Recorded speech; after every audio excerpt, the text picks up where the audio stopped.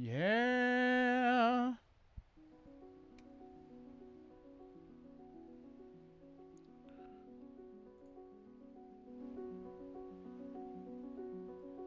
Hey there. Welcome to Best Boys, a film podcast. An amateur film study podcast for the average Joe, the buffest buffs, and the cringiest bingers. I'm your host, JP, and I'm joined by my brother, professional Hollywood videographer. Oh my god, that never, I'll never get used to that. Adding the voice, I feel like it makes it, extra funny. Yeah, I like it. But I'm Kory with a story. Welcome back, everybody. Welcome back to this episode of the Best Boys. Smash that like button. Smash Get our that YouTuber voice pussy. So we got a couple of films today. This is a. I don't know why I said that. It's. I'm sorry, that was so funny. I'm sorry to the listener. I'm sorry for saying that. But yeah. Hopefully I'm not peeking too hard today. But yeah, here we are. We're here with a brand new episode of the B-Boys, and we got a couple of sick flicks to talk about today, directed by the same person, Chloe Zhao.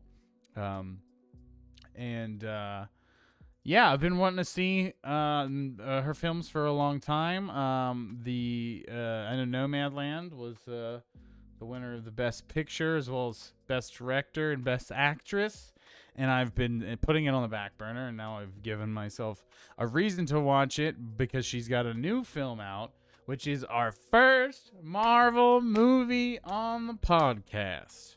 Heyo. I know Kory's been waiting for this day a long time. Mm-hmm. Honestly, I got things to speak about because it's reawakened a bit of my Normie and me. Ugh. I'm reminded of what I like about it, and because after being so long away, there are things that are still good about the superhero genre, and you heard it here first, folks. But we're gonna get into that in a bit. So, Kory, do you got any updates for us? I know you've been busy lately, working on things.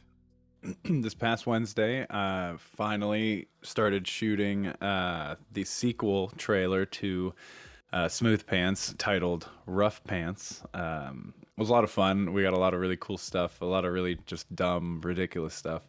I don't know if this one is going to be funnier than the last one, but it will definitely be. Why did they put so much production value into this? Will definitely be said, I think. Yeah. But it was. Why would you make this about this? That is definitely what I'm going for, and I don't know. It was a good time. Everybody had a lot of fun. Ate a lot of pizza. It's gonna be it's a tough act to follow. Smooth Pants. I know. I kept saying it was lightning in a bottle on the last one, and I. So yeah. I don't know if we got it this time. Might as well milk that idea until it is until dust comes out. If this one does good, then I might do a third just to complete the Pants trilogy. Yeah, of course. Why wouldn't you? But I'd like to move on from this to something else, to be honest. I think I'm running out of pants ideas. Yeah. Smooth pants, rough pants. What other textures are you gonna? Silk pants. Silk pants. Silky pants. Well, that's. I have an idea for what the third would be. Silky is smooth. Yeah, but it's that's a different That's not as good. It's not as good. But wait, we'll workshop in it. Hey, we're workshop in it. That's no problem. But I'm glad to hear that Rough Pants is in the can in terms of production. And just you gotta edit and whatnot. But I'm interested to see how that works out. The hardest part is going to be definitely the edit, or not the editing, doing the score. I'm sampling a score from a different movie, but I'm adding my own stuff to it. I'm trying to do a lot of it. Other than the sample, I'm trying to do a lot of it myself. So hopefully it won't be too challenging, and I'll have to call on my musician friends to kind of help out with it. But I've I been think it'll be listen. good. I've been listening to some John Carpenter scores lately, and Oh yeah, it's there's honestly same. Not like intentionally, but I've been watching a lot of the Red Letter Media John Carpenter list stuff, and they're just talking about yes, his they music talk so about his much. music a lot. His scores are they're very simple, but they're effective, and Mm, and then they end up being actually pretty cool music in their own right, beyond just mm. scores, which I guess is why he is able to tour and things now. But yeah, it's cool. That's cool. It's interesting. Um, but It'll be a yeah, good time. yeah, I'm glad to make sure you give us plenty of updates about that. But yeah, I think I'm. Are you ready to move on to talking about the god dang diggity dang flicks? Yeah, let's get it rocking and a rolling So eternally. yeah, first, yeah, I figure it'd be best to start with the Marvel movie. And so as you know, I've been very hesitant to engage in any Marvel discussions on this podcast because it's I ever think that is something that I guess everyone can talk about, but we want to look beyond that level of the mega blockbuster popular movie, except for an incident like this where a filmmaker that already is in our sphere of what we're interested in right now is making a Marvel their take on the big giant movie and blockbuster theme park ride and how that works out. And this was a super interesting case study in what happens. Seeing somebody at their creative peak and winning an Oscar and a bunch of Oscars and then doing really well, and then having their follow up, giving the keys to the Marvel castle with a big property, maybe not the most well known property, but still a team. Yeah, how did that turn out? What did you think about? Well, first, before I get too ahead of myself, where are you with your interest in superhero movies, and your investment in the MCU to this point? Because I want to review this movie as a film on its own without its connections to other things. I For think sure. that's what we have to do. But I think understanding our own context and relationships with the MCU, I think, is important for Mm. for understanding our own possible biases, takes, etc. But yeah, what do Yeah. go ahead with that? So for me, I was a huge Marvel fanboy for a while, not just from comics, but or not just the movies, but also for comics. And I religiously watched every single one in theater all the way through Endgame, and then I saw Spider-Man: Far From Home, and then after that, I kind of fell off. I got my Marvel fatigue. I haven't seen Shang-Chi yet or Black Widow, but I heard Shang-Chi's good. I heard mixed things about Black Widow, but I've always been into the genre. I like the take of it, and I like with the DC stuff too. It was like Christopher Nolan, Batman movies, kind of really set in motion of just like how to do superhero movies, like not just for like adults, but just like for everybody, more than just kids things, more than just like the They stigma have of gotten just like away from the Christopher Nolan style, though. The MCU is oh for distinctly sure. its own thing, like because of the way they have the humor Yeah, and theirs is whatnot. like the more I guess not family friendly. I guess would be the term It definitely, because it's less. definitely family friendly. Maybe not as much Mm, some more than others for sure. mm, But yeah, I think family is a thing in mind. Movies for everybody are definitely how these films are made. Kind of mhm. similarly to the Transformers movies. There's like a little bit of that Yeah. in there, but there's also they're better than those. Like Mm, they are more consistent. They're I think better crafted, and that's why it has had the staying power as it has. Even though I think that we are in the decline of the genre. There's mhm, a really good YouTube video. I know Cynical Historian did one, but I think I saw another one too. They documented the history of the superhero genre, and honestly, I would love to do a whole or they documented the history of the Western genre, and we could do a whole mhm, episode on this. And it gets to a point where it's at its peak, and then it's like everything after that, the only big hits are like subversions mhm, and like different twists on that, and then it gets to the point where the last hit that's a western like in the 70s, is Blazing Saddles, where it goes full circle into parody. And then beyond that, you don't see Western hits other than random one-offs, through and maybe a couple in the 80s and like Tombstone in the 90s, and that's like about it. And it's super interesting, and a lot of people have theories that similar trajectory is going to happen to superhero movies, because it's probably the genre, like sci-fi has had waves, like 70s definitely a wave of sci-fi, early 80s, but I don't think it had like the density that westerns have in like the 50s, 60s through the 70s. And gangster films is probably what you would call the genre before the western probably took over. I'm sure that someone who knows classic films better could point out other things, but that's how my internal clock is, like gangster film, western film, sci-fi, horror and slashers in the 80s, and then 90s is late 80s, then 80s and 90s is like action, big action films.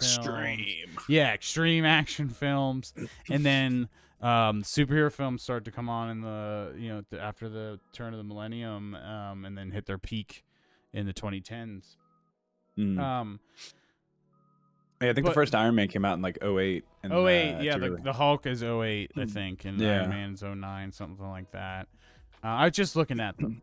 But yeah, so I've obviously been raised on superhero films. But I was gonna say that, and I'm interested. I feel like we've hit that level of density. There's so many of them at this point. The MCU has been going on for over a decade now. We're going on 15 years of this, and we're at the point where we're ushering the next wave, in sunsetting some of our older actors in the thing. And it's interesting, but I wonder, and I feel definitely that we are past the shark jump point with the MCU, which is, I think the MCU is now what's the core of keeping the genre alive. For sure. What do you think? Give me some thoughts about that. I feel like the way that as more and more superhero fatigue kicks in, I think you see with like testing the waters with the Disney Plus shows like Loki and WandaVision and all that. I could see as the genre declines, a lot more stuff goes to show format, and then you do movies for the big things, the big one. Like, I think so too. I think 'cause that's what Star Wars seems to be dipping in as well. Sorry, you had something else you were going. I was gonna say like that, and I lost it, but the way. No big deal. Sorry. So we're at a point now where the heroes being used, the stories being told are not as well known. So a lot of my investment in this, here's just my brief history. I guess I didn't elaborate on mine. I was really, really into the cartoons in the 90s. That is kind of my foundation for Marvel knowledge. And then when I got older, I was exposed to the comics. And once the internet was more of a thing, I could read the direct comics, and I could read the wikis of all the stories. So I got much more familiar with the universe at large. But I am by no means an expert in the comic universe. I've watched a lot of comics explained in the last like 5 years, so I am super interested. One of my favorite things about the MCU is seeing how they're adapting characters and how they adapt stories and how they're going to incorporate things and what they change and what they don't. That's one of my favorite parts about it. And I can get into that beyond, if the movie's not great, that can like lift it a little bit for me. I think those Netflix Marvel shows, Daredevil was good, but the other ones kind of weren't that good, but I liked them. I liked them because I was interested in seeing the adaptations and the characters, and there were good parts about them. That's kind of where I'm at with this wave of the MCU. So in the last week have watched, I wanted to be fully caught up with the movies, and I almost am. I've been watching them in chunks, and I always talk to people like the Marvel MCU is like watching the most expensive television program. That's what it is. When you save them up, and watch them in sequential order, that's literally what it is. It feels like expensive Doctor Who, like $1 billion Doctor Who, or something like that, like some fantasy show that's two-parter, 2 hour show. And so I watched Captain Marvel recently. I watched Black Widow. I watched Shang-Chi, and I think that's it. That's the only the only one I didn't see was the second Spider-Man. And I started it, but I just didn't finish it before the podcast. You'll like that one. That Jake Gyllenhaal's Mysterio is awesome in that movie. Wasn't that crazy about the first one, and they said that it's not better than the first one. So I liked it significantly more than the first one. Oh, okay. Because I would just, all this is to say, I watched this Marvel MCU in waves. I watched the first like handful, maybe up to 10 in theaters, but then the rest of them I watched at home in binge fashion. It's a different experience, and I think that was the way that I enjoyed it the most. I still love my favorites, Guardians of the Galaxy and Thor Ragnarok. I legitimately love as movies. It's not just because they're superhero related. I think they're really cool, and they also happen to be made by filmmakers that I really like. And that, I think, is the perfect segue to explain why I wanted to do Eternals on this, because when you have a great filmmaker involved, and not to like say the Russo brothers or fuck Joss Whedon, but the people that have worked on the Avengers and the other successful Marvel ones aren't great filmmakers, but they're like people that are known for shit outside of Marvel is what I'm mainly talking about. James Gunn, Taika Waititi, Chloe Zhao. That's when I was interested in this.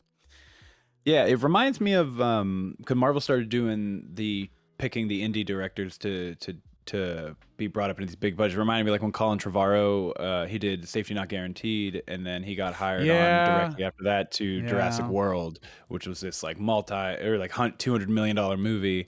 And the way Marvel seems to do it is to like give them a platform to like get their name and recognition out, but like Kevin Feige seems to still be very hands-on in shaping the way that these movies are. Yeah, he's like the director are supposed to be made of the whole like thing. He's trying. He's like the showrunner. Essentially, that is exactly what his role is. Like you have a director of the episode, but you have a showrunner who's guiding the whole thing. But honestly, this film feels like that the director had a little more leeway than I think. I was going to say films. That. So because this is kind of it's phase 4 of the Marvel universe, and so this is something brand new, and it's not completely, but it's for the most part this whole story is disconnected from the rest of the MCU, other than the fact that it takes place in the same universe or whatever. But because this is setting up the giant cosmic thing or whatever, I was reading a couple of interviews, and I guess Chloe Zhao was given significant creative freedom to kind of do what she wanted on this, which is rare on these Marvel films. Yeah, and it shows because there's a lot different about it. This is like the most different. It has like brief moments that feel like, oh, this is a Marvel movie, with the way they're handling the humor or the way these scenes are set up. But there's a lot of the way this movie is edited and shot that feels not like a Marvel movie at all. Like it feels like it's its own thing. And like the costuming, the whole narrative structure. The only thing that feels like a Marvel movie is the CGI monster villains. And this is a DC thing too. That was probably the only thing that seemed the same from it, and there's like the references to the greater universe at large, and obviously the post-credit scenes are always the connective tissue to the movies, to the world at large. I don't know. I think this is the worst film of the new phase. Of the fourth phase. And I don't know if Captain Marvel counts, but I'm counting it my own because I didn't watch it. I watched it with these other movies. I watched Eternals, Captain Marvel, Black Widow, and Shang-Chi all in this week. And I think Shang-Chi is the best of the four. And I would say that this may be the worst, but Black Widow also might. Black Widow is like the reverse opposite, where it is all formula all safety, all like the Mhm. same shit that we've been doing in every Marvel movie. Dumb basic villain. Yeah, this is not like that.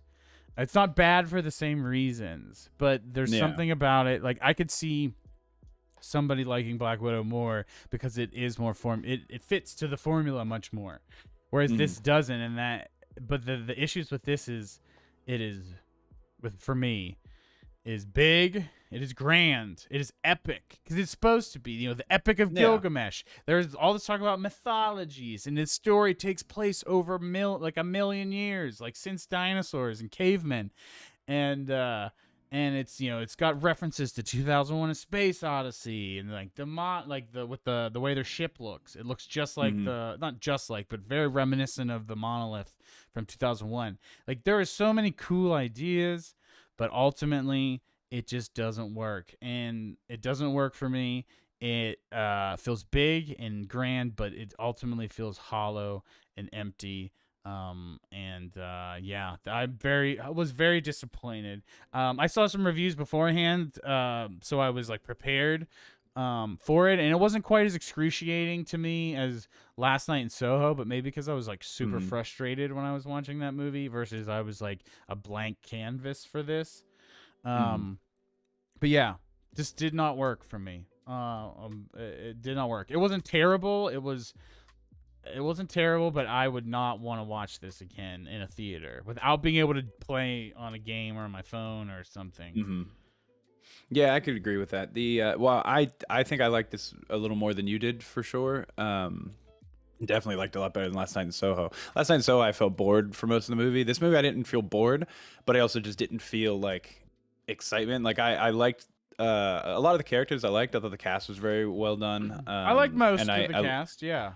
yeah, and I liked a lot of the themes that they were going for and the setup of it. But it was just this is a product of a movie that is way longer than it needs to be, and I think that and granted I don't know this, but I'm assuming that all this extra runtime and padding to flesh out backstory and all that was in the editing bay was probably seemed as like creating a lot of this like dense character development. But really, I feel like it's just half hour big grand set piece and then a couple people just dancing and very minute small things happen rather than like actually getting to follow each individual character to go a little like more in depth in how they are and stuff. And they, because at the end of the movie they touch a lot about everyone's morality and where they stand with things, and like I was like that's cool, and that should have been more prevalent. Like you get bits of it with Druid and parts of the film, but it just Oh, for the our most boy part it's just Barry, I want to. yeah. We'll talk about the cast, but our boy Barry,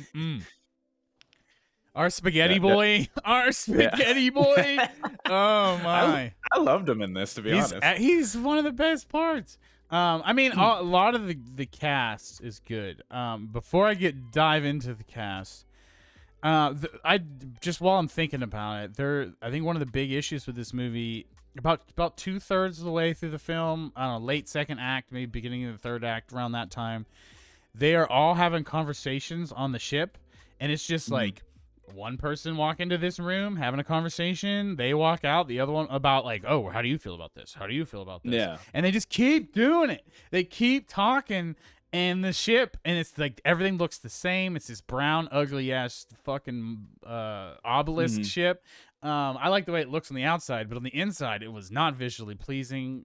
Um, and Yeah, I Yeah, agree it's with just that. like these conversations that were about, oh, are we gonna, what are we gonna do? Are we gonna listen to Asherim, or I forget the name of the celestial, Erisham. Erisham. Are we gonna listen to Erisham? Are we gonna follow him? Or are we gonna, what about Icarus? Icarus is so strong, and we can't stop Icarus, and fucking Kamel and Johnny's character just like, They just leave. I'm just gonna leave the movie. I'll see y'all later.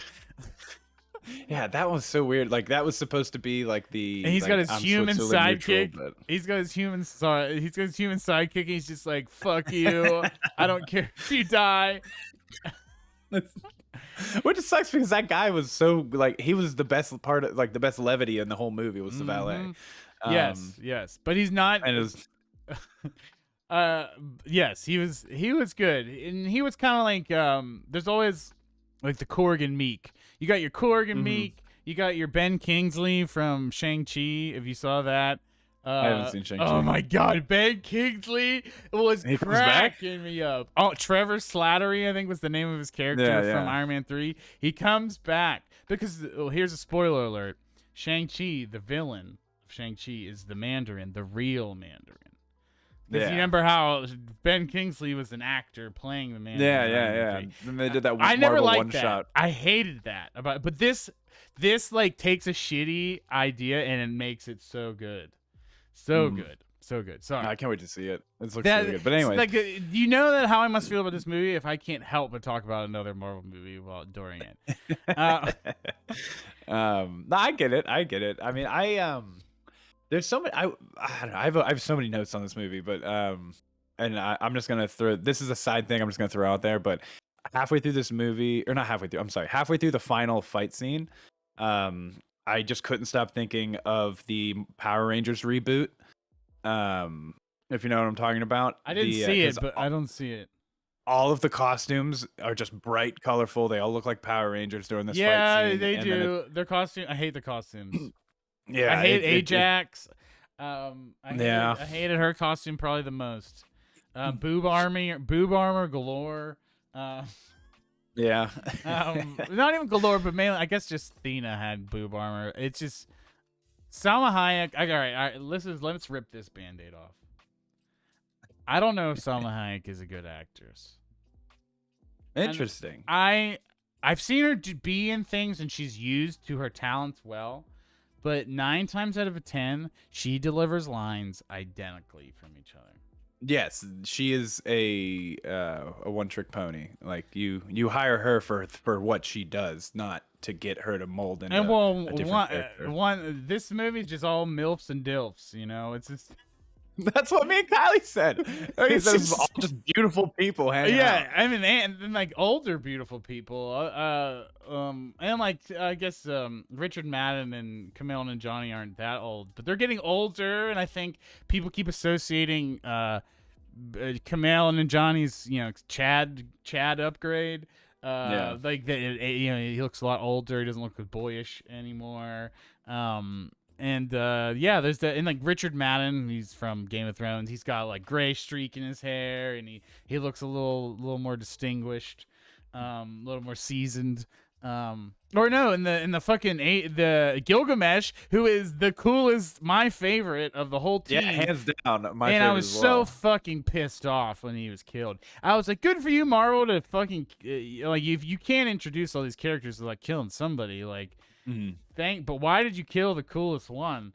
He's the best part of the cast in my opinion. Like he's funny, but he's also strong and performance is great. He's the subtle, like not a lot of dialogue, but what he does say lands perfectly. The relationship between him and Thena was good. I like that. Pissed off. It's like they were like, you know what? We realize this is our best player.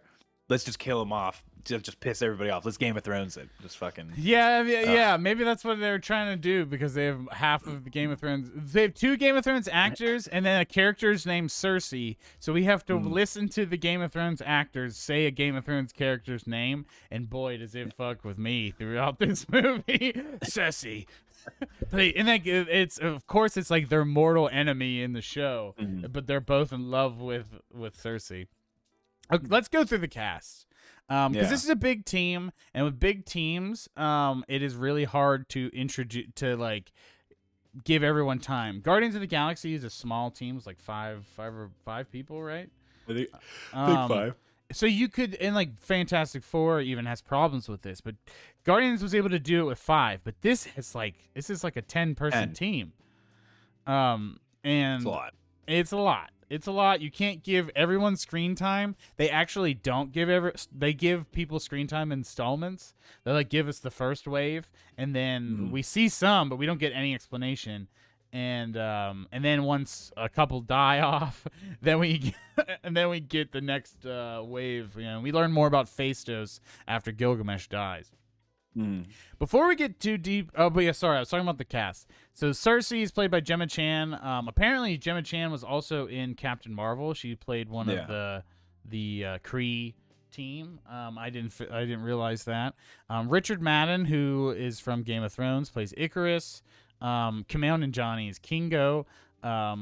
So Icarus can fly and shoot beams out of his eyes, but everyone says that he's stronger than everyone else. But it is not illustrated in the film. No, he really, struggles with like the regular deviants. that everyone's struggling So with. yeah, I don't know. The power scaling in this movie was weird at the end. Kumail Nanjiani is Kingo, who is he's like an Indian Bollywood star. Apparently, the comic book character is a samurai, who's a samurai actor. He also plays a samurai in samurai films, so that's what they did that with the Bollywood thing. Obviously, Kumail Nanjiani is super likable. I like that his character had like the spirit gun thing. I don't think the comic book character does that. They just gave him the spirit gun, and I thought that was cool. Obviously, his sidekick. I don't remember the character's name, but he's hilarious. Is it? Oh, I had it and I lost it. I don't know. Yeah, But I will say about Kingo, I don't like how small. Like they made his little finger gun things look so unintimidating and puny. Like everything he does is a small little ball that shoots out, and it ends up not being a big explosion. And I just kind of felt like, oh man, I had no feel role. for his power. No feel for his power at all. I was like, this dude just got jacked for this role for him to get these little pebble balls to shoot at people. Yeah, his power I have the least like feel for. I mean, of the movie. But I wanted to talk about the Bollywood scene because it was one that was hyped as one of the funny parts, and I was expecting Kumail Nanjiani. This is gonna be funny as fuck, or just gonna be cool and fun, energy. And the way it was edited was very flat. It wasn't that fun. It was like, yeah, we saw that he was on a Bollywood set, but it was just like, I thought we were going to see like the editing through the camera lens, and it wasn't edited at all. It was just like a stage, and they were just dancing, and we might have saw a pan or something, but it wasn't really like, I thought there could have been way more energy in that scene, and it could have been a lot more fun, and it was kind of flat. That could be said about a lot of scenes in this movie. This is a microcosm of how all the action feels.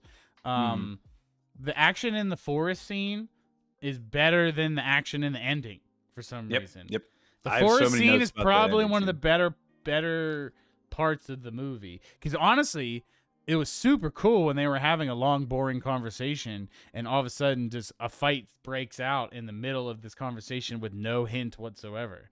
That was really good choice. Like, there's so many interesting choices that are cool, that are different. And honestly, I'm afraid that people's reaction to this film will discourage innovative choices in the future. That's my biggest issue with this. There are good decisions, and they are different than the norm as far as Marvel films. And I just worry that Marvel will have a overcompensating reaction to it, to this being considered a failure, if it is considered a failure. I don't know. Yeah, I agree with that. This movie to me at times it feels like multiple movies at once. Like there's so many parts that feel like, oh, this feels like a straight up Disney movie, and parts of it, and then there's parts, oh, this kind of feels like a Marvel movie, and then there's parts that like I'm getting the Chloe Zhao vibe out of this. Like from seeing Nomadland, and it just kind of, but it doesn't work cohesively together. It's and the way that it is edited, it's all of the runtime is dedicated to these big boring set pieces. And I hate to say boring because I did like the movie, but it is a little boring. Set pieces of just people like talking for 20 minutes, something that could have been done in like 5 to 10. And it's just, you have that piles on, and then you get the forest action scene. You're like, all right, this is setting the tone for the action, which I did enjoy. I thought it was really good, and it's our first time seeing like a big team up of everybody in the present day. But then you get towards like the rest of the action scenes in the movie, just like it's like, oh, we're running out of time. You know what? We should just cut these short. I want to preserve the character development big scenes, and just the action's just the afterthought or something. It's just I don't know. I don't know. I feel like there's too much talking, and I don't mean like it feels like the scenes where the Avengers are on the ship and they're planning and they're talking and trying to figure out what to do, but it just like. It is like that, but it doesn't. it isn't as I don't know. There's no energy, and because we don't know these characters, we don't have a history. We don't have a whole movie of them kicking ass to be okay with just seeing them bullshit for a little bit. Yeah, that's what I'm saying. If it was interesting and substantive, I would be fine with it. It was boring to look at. The colors of this movie, as much as the suits are colorful, I feel like there's a washed out coloring to this versus other Marvel movies. The color pops and stuff like the Babylon scenes. Boy, did I love the way that they did the walls of Babylon. It looked very much like Age of Empires, with the coloring and everything. I loved it. Yeah. But yeah, I don't know. It felt a little washed out, but this wasn't a problem. It was just the aesthetic of it, and there's so much time spent on the characters, and I was interested in them, but it was like the decisions. Like Sprite was one of the more interesting characters, and they gave Sprite more screen time than like most of the team, up to like fucking Icarus, and her story was interesting, and her character's interesting because she's forever young and blah, blah, blah. But I didn't like the decision, like, for her to just not bonk Cersei on the head or stab her. That's what she did. She stabbed her. And, I did not like her character. I liked her, but I liked her until the arc as a whole. I did not like it. Yeah, I was like, because it's like, the actress did a great job of doing just kind of like the bratty kid kind of thing, and it works for most of it. But yeah, when Icarus is like, yeah, fuck you guys, I'm out, and then she's just like, I'm going with you out of nowhere. It just like she liked him, but it did not feel earned. No, it felt forced. It was just like, well, we need to divide the team somehow. So there's a lot of exposition on her. Oh, it's way too much. That's the thing. It's like all exposition, no character development. That's the problem. That's the problem. It's a lot of telling and not showing. Everything is telling and not showing. There's even a text crawl at the beginning of the film, and now after our journey thus far, when I see a text crawl at the beginning of the film, if it ain't Star Wars, I assume that it's going to be bad. Because often than not, it is.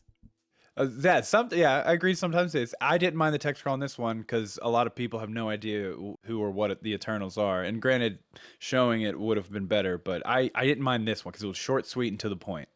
And just the very minimum you needed to know what was happening, and then it just got on with it. But it would be fine if there were just constant exposition throughout the film. So relating this back to Sprite is Kamal and Johnny Kingo is like just tells the audience that Sprite has a crush on Icarus because she's like looking at him weirdly, and that's how we know. And then he tells the group, and then that's pretty much it. And then that's the explanation for why she leaves later.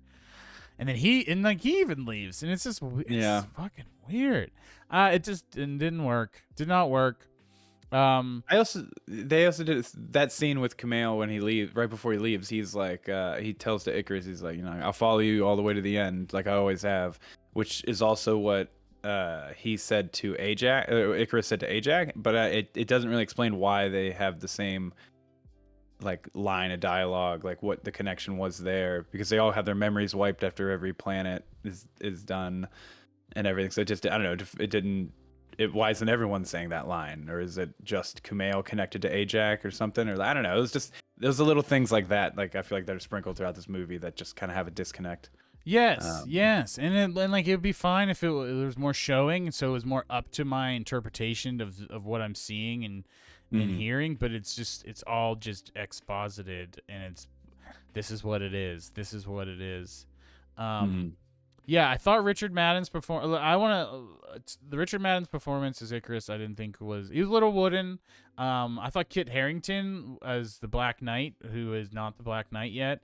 I thought we kind of got snowdogged with him. They kind of made it seem like Black Knight was going to be Black Knight in the movie. Yeah, I also just didn't like Kit Harington in this movie. I thought I thought he was fine, but then it was just weird. He didn't even need to be in the movie. He was only in the movie to set up a future movie. And these are Yep. the kinds of things that when you have a universe that you You have have to to deal with. devote minutes of your movie and plot time Mm. and try to make it work in a cohesive way. The whole three-way relationship with Cersei and them two was flat as fuck. It sucked. Yeah, because like you all you get between the beginning of the movie and the end of the movie is a 5-second FaceTime with Kit Harington that ends because of the call gets dropped, and it's dumb. He did need to There's be in the nothing movie. there. I don't care. Like no one needs to care. But also, I also just felt like his performance was like the way that they had him perform. I should say, because I know he's a good actor.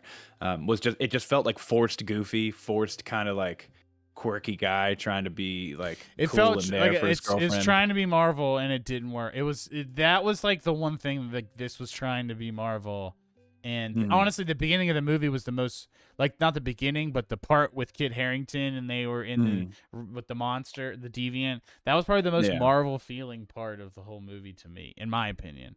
yeah, Just with like them joking and running and fighting a little bit, and it's just like the Kit Harington was our outsider perspective.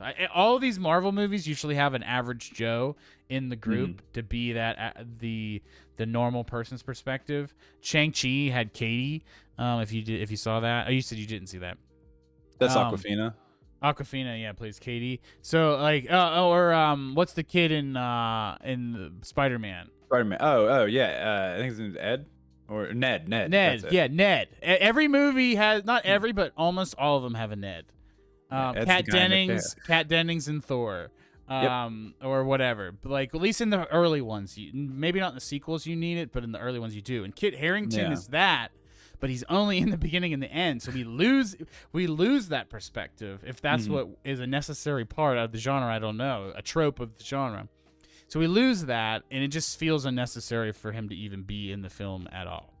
Agreed. I 100% agree. I felt nothing, got nothing. And when the post credit scene with him was in there, I cared not at all. I was like, this is what the post credits is about. Like the second or the second post credit scene is better, I like but the this. Blade thing. I like the Blade Well, I didn't thing. even know that was Blade until I read it at home. I just knew that Mahershala Ali is Blade, and I know his voice because I love him. Yeah. I love him. I was like, it was such a quick line, and it cut to black so soon that I couldn't catch that it was him until I read it at home. But I'm Because excited for that. Blade knows blades, I guess.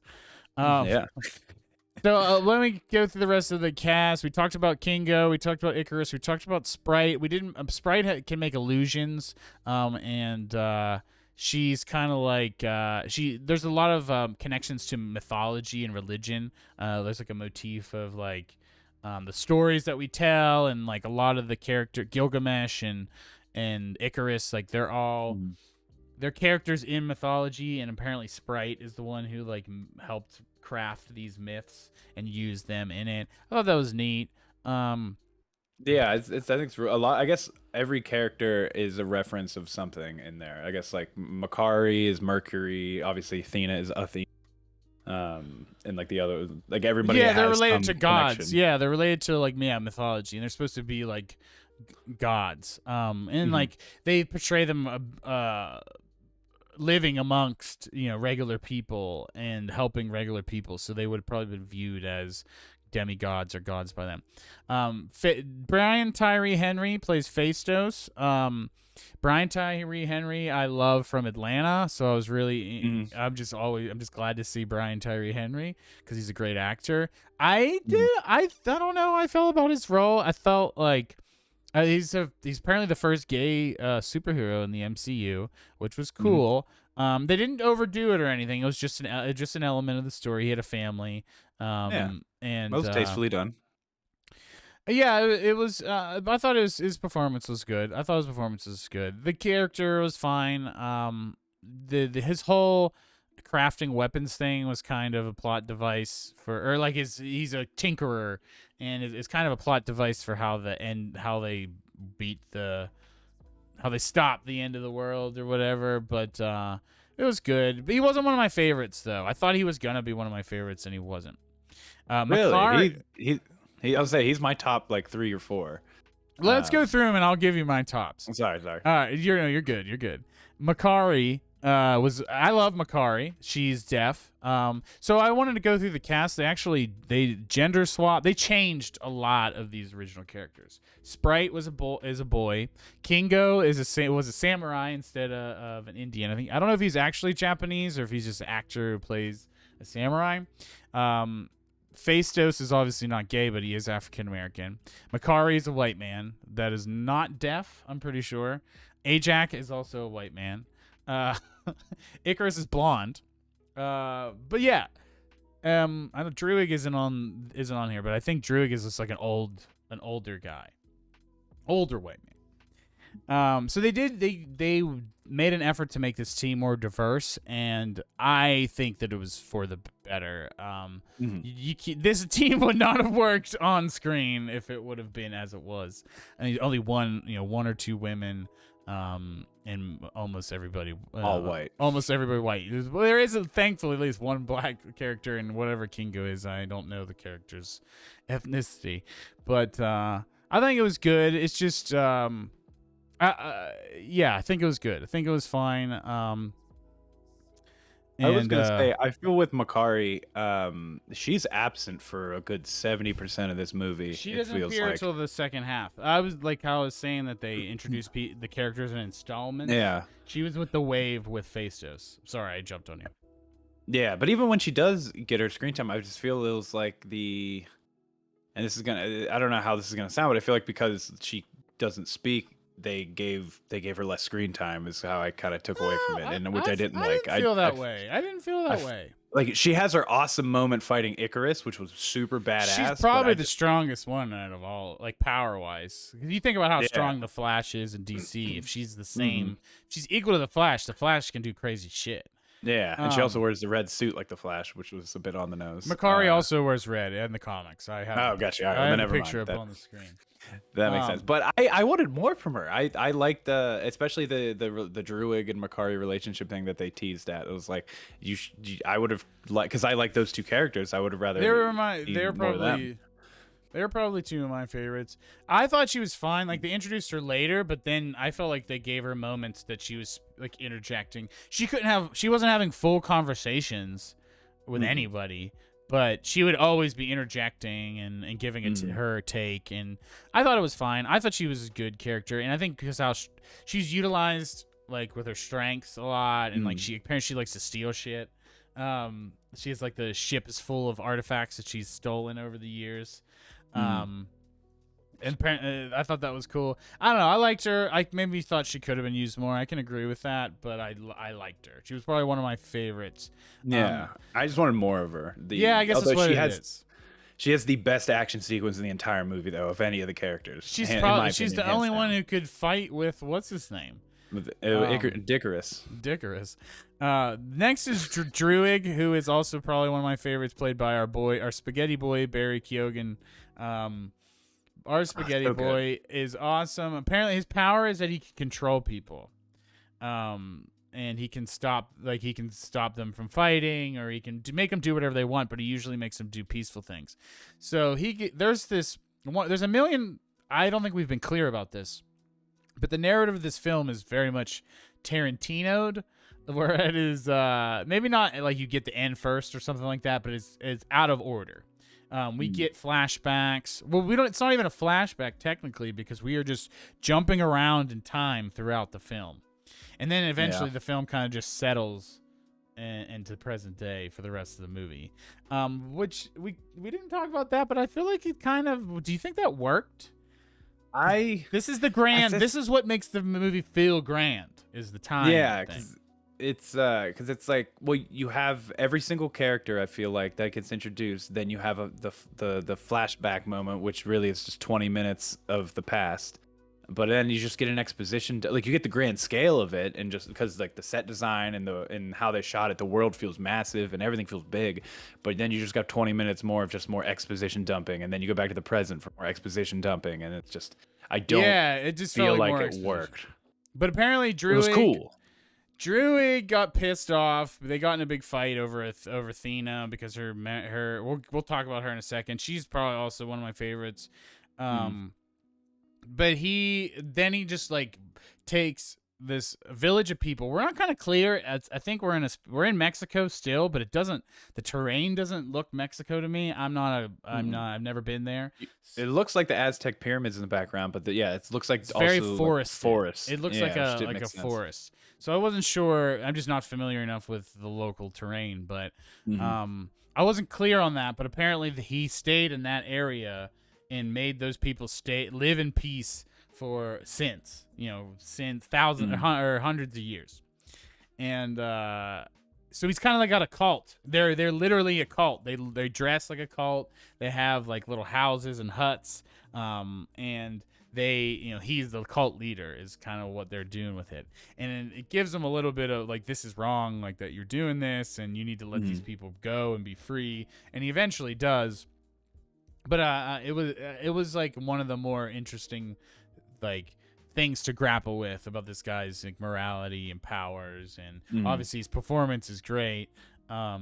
So it adds a lot of weight to what is happening, and he doesn't want any of them fucking with him, but he realizes if people are taking out Eternals that he could be Yeah. next or whatever. I Um, loved his performance in this because it felt like a matured version of his character from Killing of a Sacred Deer. Because Spaghetti Boy. he's like essentially being a god in both Oh movies. yeah, yeah. I didn't even think about that. He's already played a god before. Yeah, it's like I the whole time I was like, man, they were. It's like Chloe Zhao was just like watched Killing of a Sacred Deer, cast him was like, I just want this, but kind of grow up a little bit, and that's but it's great. It works totally for this. The cult thing is super cool. The although for some reason, so he talks to the cult people through his mind and also in their language, but then when he breaks them free of his mind thing to run, he yells at them in English and they understand him and run. And that I did. That's another one of those little things that's I like, think it's like just his if it's all telepathically done, I don't think it matters. It's just like that the sentiment, not necessarily the mhm. language that it's set in. That didn't bother me, but I could see that being something to note. Just little Um, things like that are slightly breaking for me, very slightly.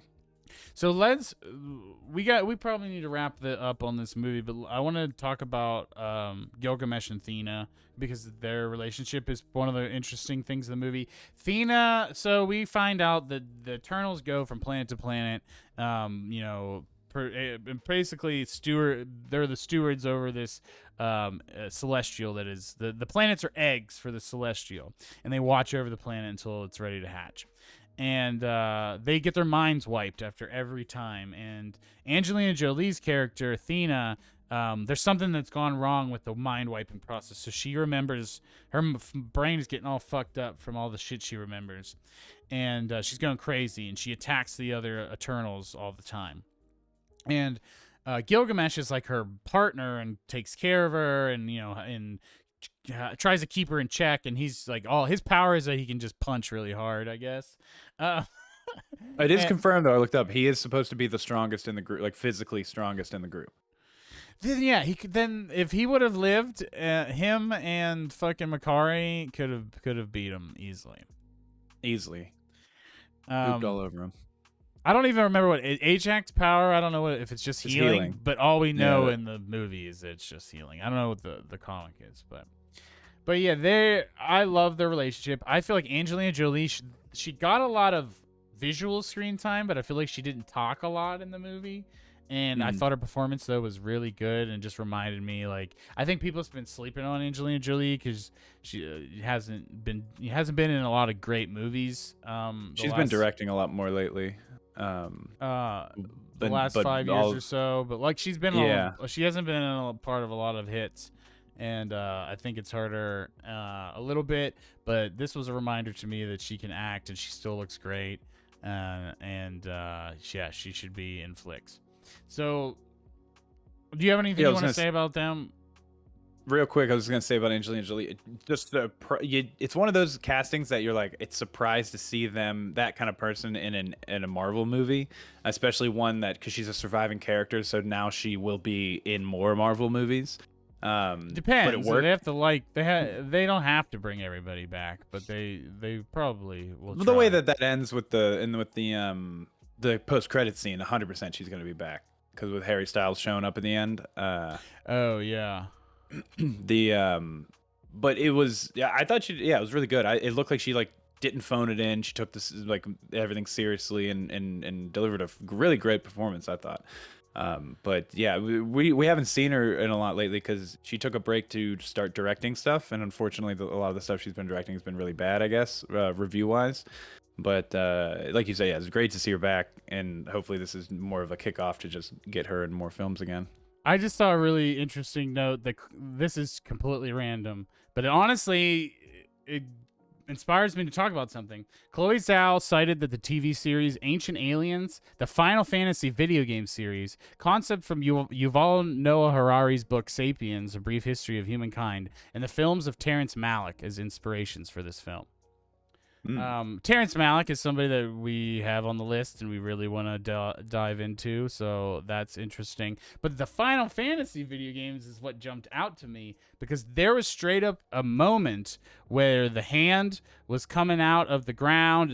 When Kory was running all around trying to find where the thing was. It was really CG, but it was honestly super stylized at one point. Like it was really like it looked. I straight up thought to myself, "This looks like Final Fantasy."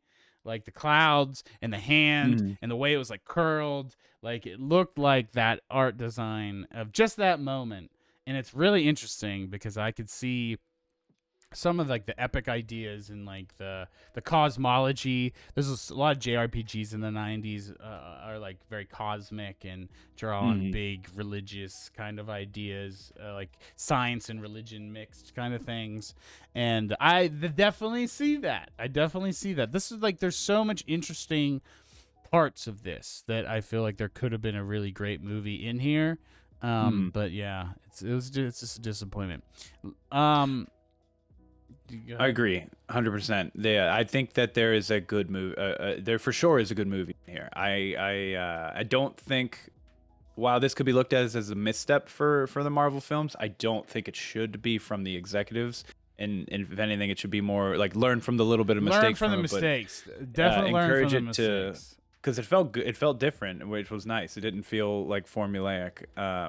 But this is my last note that I had written down that I definitely want to talk to you about. Okay. And this was for Icarus's character. Chloe Zhao's inspiration for Icarus is Zack Snyder's Superman from Man of Steel 1. Oh my God. I totally thought that. I totally thought that. That they were going for like, he is a god and he's so strong. Like I was like, it was almost like Omni-Man or Homelander.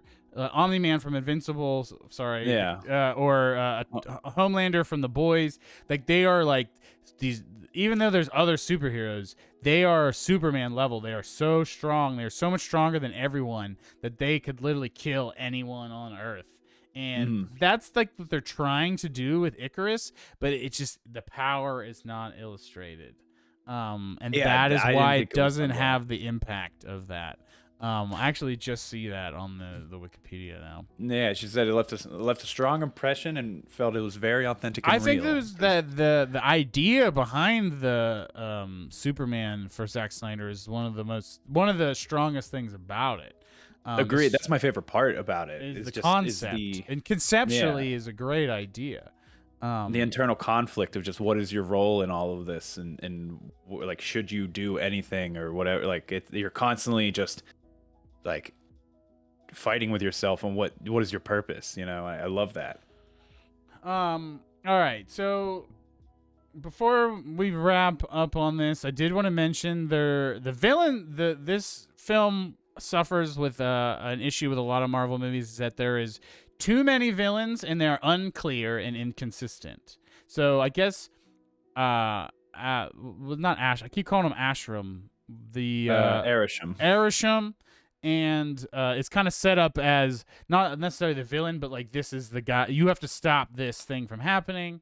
And then we also find the deviants are villains, and there's a leader of the deviants that's named, we don't get his name at all, but apparently his name Crow, who's based on a comic book character And there's an issue with this character that I could go on about with all these Marvel movies that they do this, where they take a character, a villain, and they just like use them. They don't use like very many attributes about the actual villain, and they just kind of do whatever the fuck they want with it. It ends up just devolving into CG monster. Um, Yeah. and honestly, not even just CG monster, because Taskmaster and Black Widow is very bland as well. Which Taskmaster has powers and things that I thought made it cool, made that character cool, and it just ends up being bland when you kind of like sand off all the edges, and it's just generic villain. It's either generic humanoid villain or generic CG monster villain. And this movie Yeah. has generic CG monster villain, apparently voiced by Bill Skarsgård. Fuck if I knew that.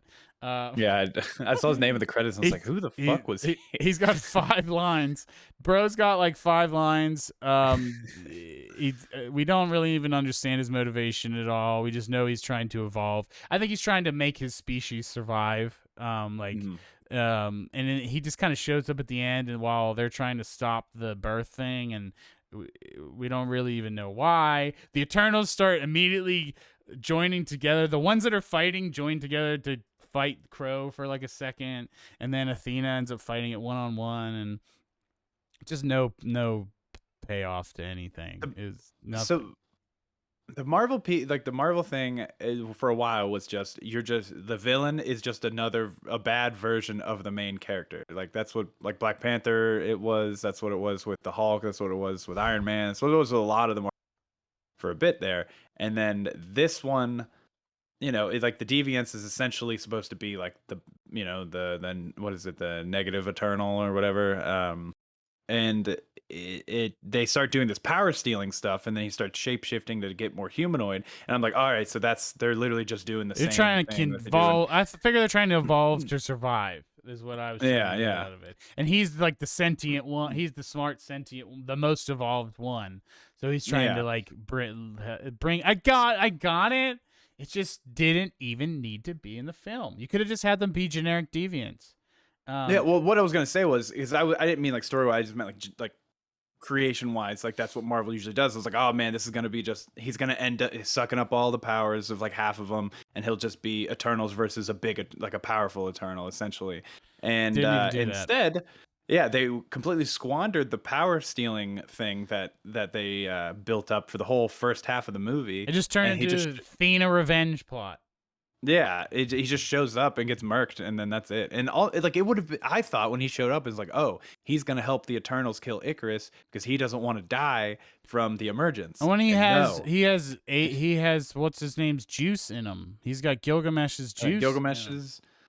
And it's just wasted. It was a wasted plot. It was very frustrating. If Kory would have teamed up with the Eternals to fight Icarus, and then after everything got stopped, and then it became a new conflict thing, like I think that could have been a little bit cooler, or at least just have Kory ride off into the sunset or whatever, or just not have him in the movie at all, just have it to be regular old deviants. But yeah, it's my honestly worst part of the movie, hands down the worst part of the movie. Yeah, it was very frustrating, and it's just like when you have a movie that's long and there's obvious sections. I think that he must have been a bigger part of it, and then just like cut it down to this much. But they should have just cut it the whole way. It could have made it a generic deviant, and then we could have just been solely focused on stopping, at the baby emergence, the celestial baby. Yeah. And then we find out we can still have the Icarus twist be somewhat effective. We got to wrap up on this, so let's go on to the scores. I can honestly talk about this a bit longer, but we got to move on. I don't know. Like I think potential, but missed the mark is the one phrase, the one sentence review for this movie. What do you give Eternals? Any closing statement? I enjoyed the themes they were going for. I love the concept of, is it worth killing billions to create trillions? I enjoy that. There's a good movie in here, but it falls short in a lot of ways. I'm optimistically giving it a 3, but I can see this as a 2. I can see this as a 2. I'm giving it a 2. I think 3 is a bit much, especially when I'd like Shang-Chi, I would give it 3. So this movie is not as good as that. Gotcha, Even gotcha. Captain Marvel, I gave it 2.5. Black Widow, I also gave it 2. I like Um, this better than Captain Marvel. I did not like Captain Marvel at all. So here's my Um, look. I don't want to get into this. I really shouldn't get into this. But the Captain Marvel was not that bad. It's just it was extremely formulaic. It was fun. You know what it was though? Fun. And mm, this it was not fun. The Captain Marvel was bad. Like the '90s thing was bad. Like it was the '90s thing is half-assed, and so many other things.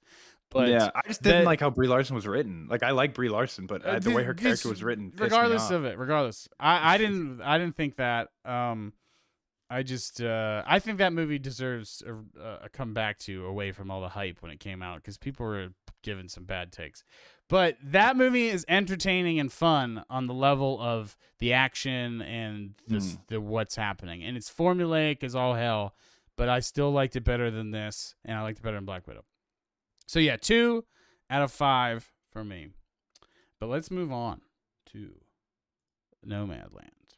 And this is a movie that I fucking very much enjoyed.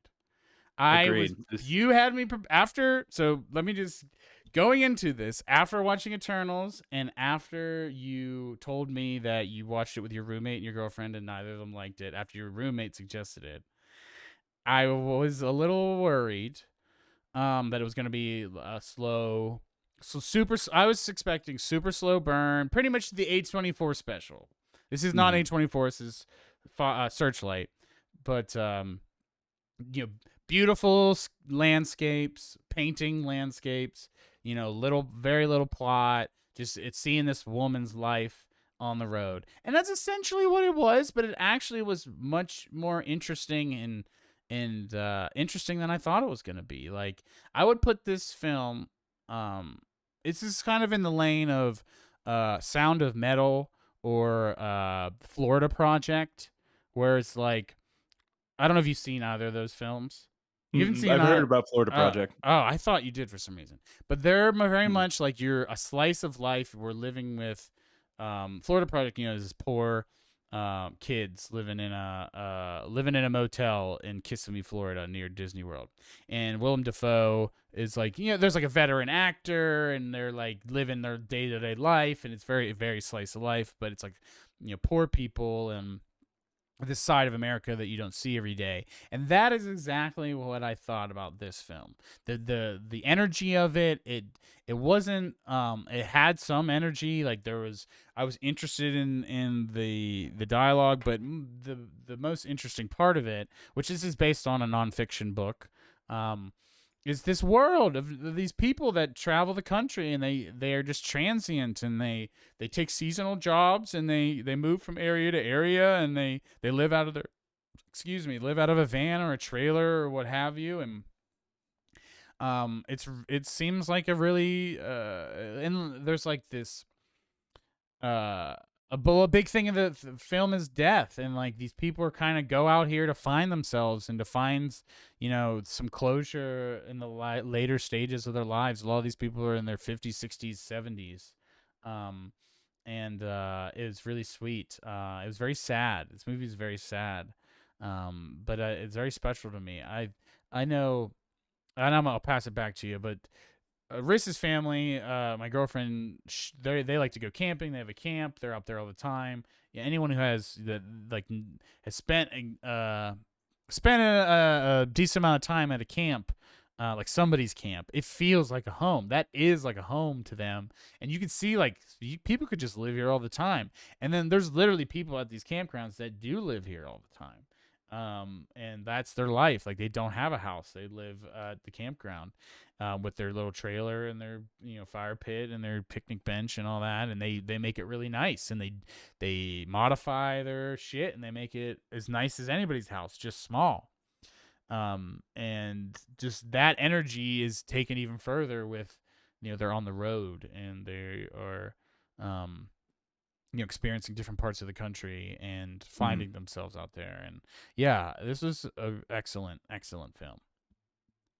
Yeah, this movie said, or not said, this movie was a lot to me. It's is I'm what a self-proclaimed material girl, and this movie is, to me, is just essentially, what do you, when you have nothing left, what do you do with your life?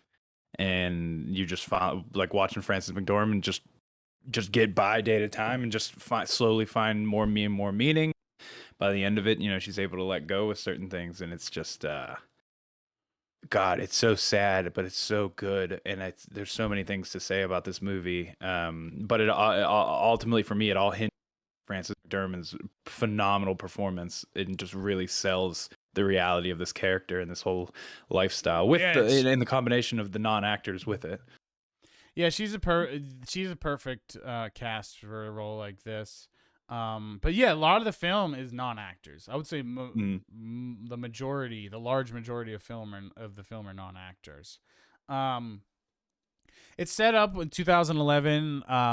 She's her character's name's Fern. She lives in an Empire, Nevada, and works at a U.S. gypsum plant.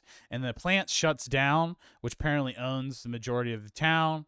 And the employs the majority of the people. And without that plant, the town literally doesn't exist. Like, they erase the zip code, they evict all the people in the town, and they have to move and go other places. We also find out that her husband recently died. So that seems to be the closure, the thing that she's not quite over and is grappling with throughout the film, is the loss of her husband Beau. So she starts out taking a job at Amazon, and when I saw the Amazon stuff, I was like, wow, are they gonna delve into this? And they don't at all. There's no commentary on capitalism or Amazon. There is a little bit Yeah, with the poor, like Bob Wells gives a speech about yeah, the dollar and how it's not worth as much. And you got to remember, in 2011, this is towards the tail end of the recession, um, mhm. and jobs were tight in a lot of these areas, and um, these old factories are shutting down, as the economy's transitions to new things. And um, it's rough. It's rough on in the Midwest, these Midwest towns, when there's all that's around there. I guess she's from Nevada. It's not even the Midwest. Yeah. Um, I don't know why it felt like that, because of the snow, maybe. Hmm. But yeah, she meets all these people, and she meets this world and culture of nomads, is what they call themselves. And this guy Bob Wells, who's like the real organizer of this stuff, this movement. He, like, there's these YouTube videos, and they have these meetups, and they teach each other things, and they trade goods, and they help each other, with their vehicles, and yeah, basic survival skills. And it's super fascinating. It's super fascinating, and I could see, just we just dropping it all and hitting the road. People talk about it. Our dads talked about it many times. Yeah. And it's. I think I don't know if he could have the attention span for a movie like this, but I think our mom would have loved it. Oh, Um, 100%. and I think She would have that, cried her eyes out during this. yes, and I think Dad would at least like the culture. Mm. He would be interested in that. Because you I hear all think these he'd be into it. testimonies, and Mm. the one that stood out to me was the woman whose husband died, and she's like, he had liver failure, and he died, and he got a sailboat, and he never took the sailboat out of the driveway. And she's like, I don't want that to be me. And she's like, this is my sailboat, Mhm. this little car. And someone said they're living out of a Prius. Did you hear that? Yeah, I the don't two-gallon bucket. know. Like, how are you sleeping in that thing? Is the I've only thing slept in the Prius a ton in college when I like I didn't can't have enough sleep in a gas to car, get man. back in college when I was commuting and I didn't have enough gas to get back to my where I was staying in Oakland to get back to class. I would just park at the Sheets carpool, like park and ride thing, and just sleep overnight and have enough gas to have the heat running overnight. Like, it's possible, and I'm a big guy. I'm 6'4", but it's not comfortable. I imagine, yeah, but like when she said it made perfect sense, because like the cheap gas, and Hmm. like, this is all you have. Like, you could live in this thing for forever, Especially now versus the like new a van. Priuses have all-wheel drive. But yeah, what do you got? Where are you at with all this? I saw this first when it came out in February and rewatched it this week for this, obviously. And the first thing I thought was, man, I forgot how sad the movie was, because I think the first time I watched it, I am just enveloped by the scenery and just how wild the whole concept is. Um and like you brought up like Amazon and not diving into it, but it's just because it's just it's not about that. It's just this is the only job you can get is a seasonal thing It's at a a big seasonal job. corporation. Yeah, yeah, yeah. It's all setting. Everything in this is just setting for the characters to just grow and exist in. And like talking about, I before the podcast started, I had mentioned like the link between these movies is like they're both just mainly about people, but the big thing about this one is you have only a handful of people you need to focus on, mainly just one, kind of two or two other ones, and giving these people all this room to grow, and there's no exposition needed, and you're just like living with them. It's so immersive, and and man, I just when you were talking in the beginning, I started tearing up because I was remembering all the scenes with like Swanky and stuff, and it's just like it it's so this movie is so moving, and I think does so. it is the perfect I would say example for how to do proper like immersion and character development in a film, especially when you're doing one that's based primarily around just one person for the entire thing. um it's just there's all the themes of just letting go and finding, and same like Eternals, finding purpose in your life and all that stuff. It's just done so much better here, and It's hard for me to compare them because of how big and how many characters and how much is. mhm, It's hard for me to compare them, but this feel like I said. This reminds me more of the indie stylings of our time. mhm. It fits more with that to me. But it's hard for me to see the connective tissue with the two films, and and if you do, then I don't doubt that it exists. But yeah, it's felt like night and day, and I was just so invested in this world, and yeah, we can talk about Swanky, but we meet this older woman, and she's kind of got her arm in a sling, and we meet her first just when they're eating, and then we get little bits of her, and then we get a little more, and then we get to a point where Fern's van gets a flat, and she has to ask Swanky for a ride into town to get a tire. And Swanky gives her this big old speech like, you could die out here, and you need to, you need to make sure you have everything you need, and you need to take this seriously. This isn't just a joke. And then we find out that she's given all of her things away, and whatever. And then we slowly find out that she has cancer. She has only about 7 months to live, and she tells the story about this place in Alaska where she saw these swallows like coming out of their nests, and it was just so beautiful, and she wanted to get there before she died. And about 2/3 of the way through the movie, she sends Fern a video, and she made it, and it's so beautiful. Like even just talking about it, it's get wrenching me up. It's really Yeah, it's it's really really sad. it's really sad, and but it's really sweet because she's a really nice woman, and this is a thing that we're all got to deal with, and obviously I thought about our mother who passed away a couple of years ago. I can't believe it's already been almost. It was like at least a year and a half. Yeah. And just this is something we're all going to deal with, and seeing all these people in their, as I said, their late stages of life, kind of grappling with death together. I feel like that's a lot about what this is about.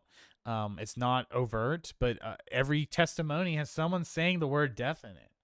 Mm. If someone has cancer, someone got, I had lost a loved one, my son died, my somebody, they lost somebody, and they're getting old themselves, and they're just out here trying to, find things that are beautiful about the world and experiencing them while they still can. And I don't know, the Swanky thing is just so powerful. Um, and at the very end of the film, she said so much. She hopes that all of her friends, when she passes, they throw a rock in the fire and remember her, and that's what they all do. And it's a really sweet scene. Um, Yeah. That with the Bob Wells thing about his whole at the end of the movie, he talks about the like everyone who's ever come through here, I don't we never say final goodbyes. It's I'll see you down the road, and whether it be a Yeah. month, a year, or a couple years, I see them. And so his son killed himself, and he was talking about how like so he's for certain that he'll see his son again down the road, and like having the swanky death thing, and he coupled with that like little conversation with Fern at the end, it just crushed me. Well, It's there's a lot of conversations or a lot of talk about people departing, like, and departing mm, can mean friends that you part ways with and never see again. Friends you meet on the road and and just in passing, or you might, like you said, you might see them in a few months, you might see them in a few years, you might never see them again. Um, and the departing can mean departing this world, or just leaving your life. mhm, And there's multiple ways, and it just talks about nothing's ever forever, and you'll see them again, and down the road. And it's just like it's a nice way to think about time and death. And yeah, it's interesting that time and death are a part of this film, I would say, as well. Not mm. in the not in the same way, but um, it's almost like, yeah, the Eternals are gods and they can't die, but this is just people, mortals, regular Joes grappling with Mhm. the ultimate unknown, and it's powerful.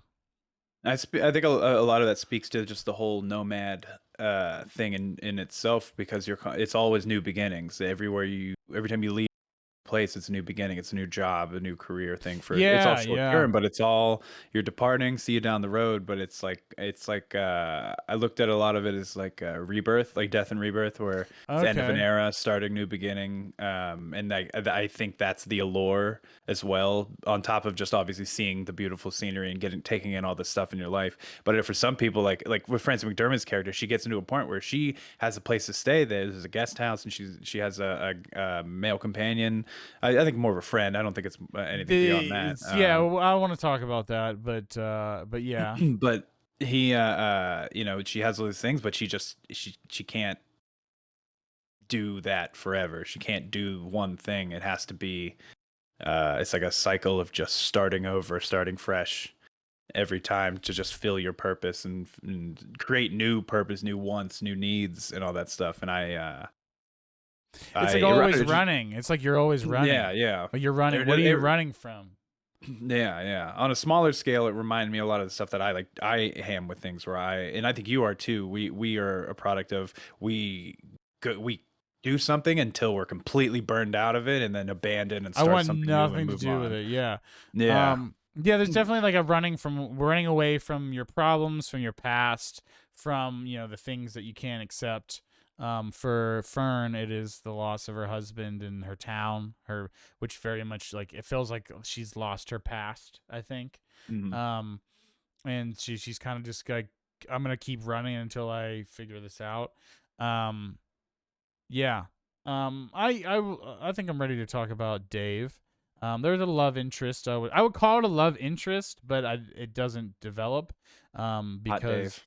because and I recognize that actor. I think he's worked a long time, but I think I saw him in The Sopranos. He has a affair with Carm in The Sopranos. But so I never.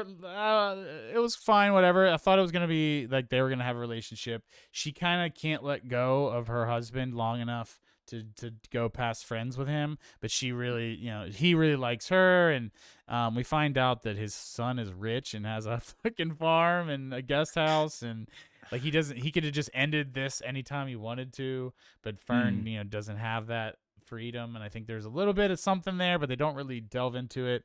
And she's just like, I can't stay here. I can't. She seems to have problems sleeping. She mentions it to her sister, who she has to bum for money because her van breaks down. I can't sleep here. I can't sleep in this bed. And it's almost like she can't even sleep in a regular home because she's Mhm. lost her home. She's lost, Yeah. like, she visits her home back in Empire, and it's empty and it's fucked up and whatever. And she hasn't got over it. and so she's gonna keeping on until Mhm. she either gets over it or she dies. Um, and I thought the thing with Dave though is not is I like that they don't go beyond anything, and I like that turn down because it's driving home even more that just like eh, not the lifestyle itself, but just like how dealing with stuff and dealing with the grief and all that is so gripping and powerful that even when you have like a way to kind of make everything better on the surface, it's that doesn't fix what's internal. Because afterwards she goes back home and she sells everything in her storage unit, and just finally lets go. And it's like it created this like sense of closure for her having those moments with Dave at his kid's place, and it helped her work through some things on her own. yeah, yeah. But when the I think it's the final shot of the movie, or it's one of the final shots. But she goes to her home and she goes because she talked about to Dave about their old house. There's nothing in their way between their house and the mountains. Their whole backyard was just desert for until the mountains, and then you get to see that. And she walks out into the backyard and just walks into the desert, and it's just like it was so powerful because I took it. It was like I took it as like the still your oyster regardless of where you're at in your age. There's nothing in your way, which I don't know if that's how it was intended to be taken, but it's just like that plus all of the context of her and Bo and the town and everything just all in that moment and that shot just oh my god I was tearing up. I will say that the Dave era, the Dave period of the movie is where it starts to drag a little bit for me. It's particularly once they got to the son's house, I started like, that's when I started looking at the clock a little bit. But Mhm. then once they moved on from Dave, she had that big scene where she's kind of like on a cliff and there's Mhm. like waves crashing, and it's like this Mhm. cathartic kind of moment for her. And yeah, that I got back into it through the end from there, but that was like the one moment that I don't know why, I can't even say why, but it started to drag a little bit for me. I think I wanted to see her go to new places and Mhm. see new people, and I realized that the movie wasn't going to do that anymore, and we were just going to Mhm. go to Dave's and then the cycle starts over again, and that's Mhm. kind of where we're at for at the end of the film, as we see that the season cycle has come back to the beginning, and she works at Amazon and again and whatnot. Um, but yeah, I think that I don't like I said that's my only critique. Mhm. It doesn't. But this is a great movie. I actually when you said that it came out earlier this year, I didn't even realize that. I thought it came out last year because of the Oscar it got, but it must have just So um it screened at a film festival in September 2020, but yeah, it didn't premiere in for America to because the of the public. pandemic. It never hit theaters. That's why. That's why it's weird. It yeah, it went to Hulu exclusively at first Yeah, that's what I watched in it on. February. Oh, Yeah, that's what I Hulu. watched. I thought Hulu didn't do like better resolution than like 720 or 1080, but mine They was 4. finally are now starting to support 4K as of this year. Yeah, that Nomadland Very rare I things. noticed it must just be for specific things. Yeah. Because Hulu is Um, still like one of the worst streaming qualities, but they're fine. They announced they're going to start supporting HDR next year, so good for them, I I guess. don't want to. I just been. We could probably do an episode just about streaming services, but man, Hulu is honestly one of the ones I actually use because the Yeah, everything's become so diluted. HBO, Hulu are the two I probably watch the most. I used to watch Amazon Prime the most, but then their video selection has gone way down. yeah. But all right, I'm yeah. yeah. Sorry. I mean, if you want to give a quick take on that, I unfairly spoke about it. Oh no, I was just gonna say that we pretty much just do Netflix and Hulu, and then when HBO Max has like something new coming out, we'll go on there. But there's so much. HBO Max intimidates me because there's such a big backlog of awesome HBO shows, and I just don't know where to start. Yeah, just let me just help you. The Wire. Yeah, That's the best one. They have a ton of great shows, new and old, yeah. but The Wire is the best show ever made. Uh, I love a lot of HBO shows. If you want comedies, Righteous Gemstones is a new one I love. I still got to watch the last season of Vice Principals. Oh yeah, that reminds me, we want to watch that. We are Anyways, just about to catch up with Succession, which is mm, you want to watch that. You got Game of Thrones, so many yeah. good shows. Succession's fantastic. But all right, I feel like we didn't talk about this movie nearly as much as the other film, but that's because this film is shorter. This film is like you can really hit on the themes pretty quickly. Mhm. It spends a lot of time on living in the world of what we described. Is there anything that you want to touch on with this that we did not yet? Um, so the main what I was gonna say was this is one of my notes was the main speaking role non actors were Linda May, Swanky, and who Swanky is Bob still Wells. alive in real life, and Bob Yes. Wells. But Yes. Swanky's not dead in real life. It's just her character in the movie is. But they are terrific for being non-actors. They felt so real. Well, obviously they're real, but they felt so real. And There was even just like a lot of people talking in this movie where you could tell that like they just had the camera set up and just like asked them the real life question, like just Mhm. straight up test them. It felt like a documentary at Yeah. times. And it speaks to the nonfiction adaptation. That's part of the power of it is how real it feels. Sound of Mhm. Metal and Florida Project also do this, and I don't know if we'll get the chance to do those on the show. I would love to at some point, but our list is a mile long. But those movies are. If you like this, I would suggest Florida Project, and also to a lesser extent, Sound of Metal, because it's like Sound of Metal is about deaf people, the deaf experience, and like a metal drummer going deaf, and he has to like go to classes and schools and get therapy, and it's really Mhm. powerful. And Florida Project I described already, and it's the slice of life, like this.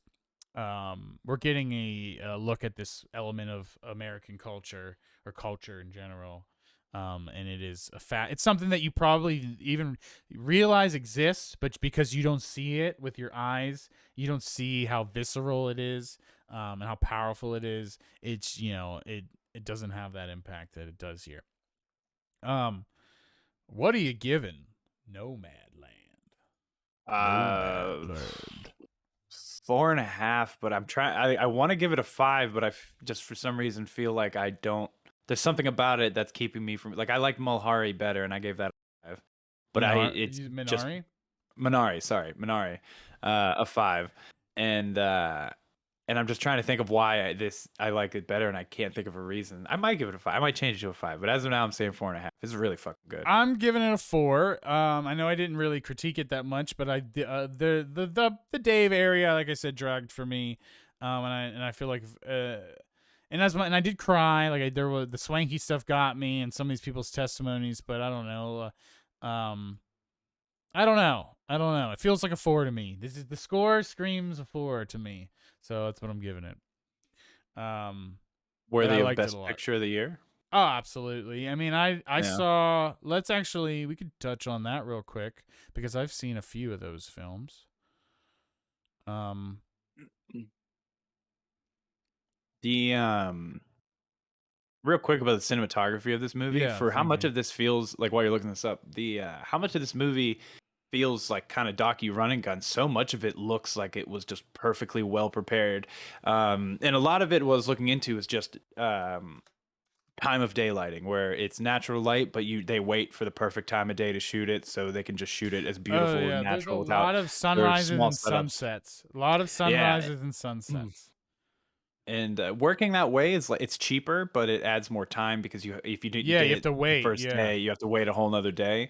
So which it's like a trade off because it's like, all right, we don't need as much lighting equipment and as much crew for that, but at the same time, we got to pay everybody else for more days if we extra didn't get days. it. So it's a toss up, but man, it feels like it was lit, but not because it feels like sourcey or anything like that. It just looked that good. It feels like it was just professionally like big budget lighting. It's so visually stunning. There's a lot of just visually stunning things lately.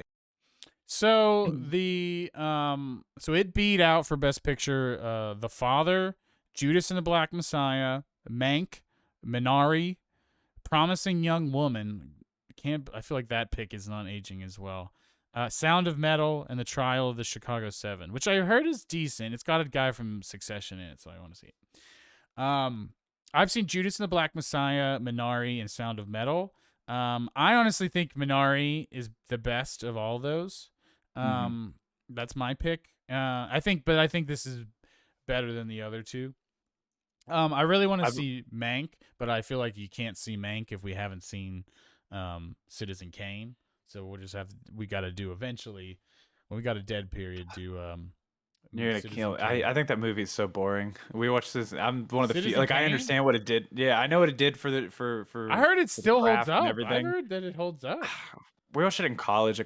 Multiple classes in college. I had to watch it. I feel I like just that thought it was boring. you have bad experience with the films that you were made to watch in college, like because I know you have also horrible association with Eraserhead, and Yeah, you say the exact same thing when someone brings up Eraserhead. So I'm yeah. curious because I mean we watched other old flicks. I guess the only old flicks we've watched recently are like Night of the Living Dead, but Mhm. everything I've seen from Citizen Kane looks really interesting, so I am excited to do that at some point. Orson Welles they talk about as one of the most Yeah, it revolutionary dudes. pioneered film A in lot of general, like techniques. being like how it is cut, how the story is told, and everything is the like blueprint from what modern film became. Do you That's have why it's a so good and big. Do you have a I just think lot it's of boring. experience? Do you have a lot of films of that age that you do like? Because Um, I think that is an issue. It's like if you don't like, if you have not experienced a lot of classic films that you've liked, yeah, then that I could got to be think of how part of old it. that film actually is. What is I that? on a Is that from the 50s I think or early 60s, 60s. I think early 60s? Yeah. no, it might be the Uh, 50s. yeah, of that era, probably. Like I've watched a No, lot of my silent God, films and stuff. 1941. Look at us There it is. God damn. Say because illustrating. How little we know. I've seen a lot of black and white silent film stuff. It's mostly all comedy stuff, and I always like that. Like I've been down to the Warhol to do the live piano accompaniment for a couple of silent films, and those are always fun. And I enjoy that. I think it's just a product of the environment I watched it in, like Eraserhead, where it was like Eraserhead. It was just our teacher cranked the surround sound in our classroom, and it was just nails on a chalkboard for an hour and a half, Yeah, which the is sound of awful. that movie, I don't even like it. Because like I love Lynch and I think he's phenomenal. One of my favorite directors, and that movie's great. Visually and thematically is nuts. It's just and the sound design is like is what everyone reveres that movie for. But I hate All watching it right. because of that sound design. We're going on a tangent. We're going on a tangent. Sorry. But I started it. But yeah, let's one day we will do it. That's all you got to know. So Yeah. so yeah, what you got I guess let's wrap it up. You got anything else? No? No, just go see it. Go see it. And go see Yeah. Eternals too. No. Just You don't not have because it's you do great. not have to go see Eternals. If I was you thinking want to see to, Eternals go to see it. tell I see it so that Marvel can get letting directors spread their wings a little more. Even if it didn't work this time, it's I don't want to go back to the Marvel formula nonstop. All right, let me look at the calendar for next week. But while I'm doing that, make sure you guys, like, subscribe, and follow, and all those things. It helps boost our signal so more people can see the pod. And oh wow, actually, I think we have an open slot next week. But yeah, I just saw it on the calendar. I wish I would have looked at that before. Um, if there's well, let's fucking do it. Let's do Citizen Kane and Mank. Sounds good. No, we don't have to. If there's something No, that I'm you want to because watch. I have heard so many people in my industry talk about Mank, so I would love to do it just so I know what the hubbub's about. All right. If you want to do it. Yeah, I'm down. I would like to do an old film. I feel like that is our weakest area is Hmm. like black and white era. Just 60s, pre 70s I think um is what we know the least about, so I'm very interested in knowing about this. Rosebud, baby. That's all you need Rosebud. to know. All right. Rosebud. Yeah, Rosebud. All right, man. All right, everybody. Have a good week. We'll see you next one. And start studying your Orson Welles. He's an interesting character, so I feel like we could even spend a little time talking about his crazy ass. Yeah. Do you ever see Loving it. that? Do you ever see there is a wine commercial that they got Orson Welles to try to do a spokesman thing for, and Really? he's hammered in the commercial, and it's like bloopers, like they're doing the takes, and he's fucking it up every time. He's just kind of like making it up off the top of his head, and Yeah. he's so hammered. He's really fat at this point. It's just real. Not that that's a problem, but he looks a lot different than Citizen Kane Orson Welles. It's not War of the Worlds Orson Welles, but I think he's somebody I want to dig into a little bit biographically, so that actually could be interesting. But all right, Yeah. I've said enough. Y'all have a good week.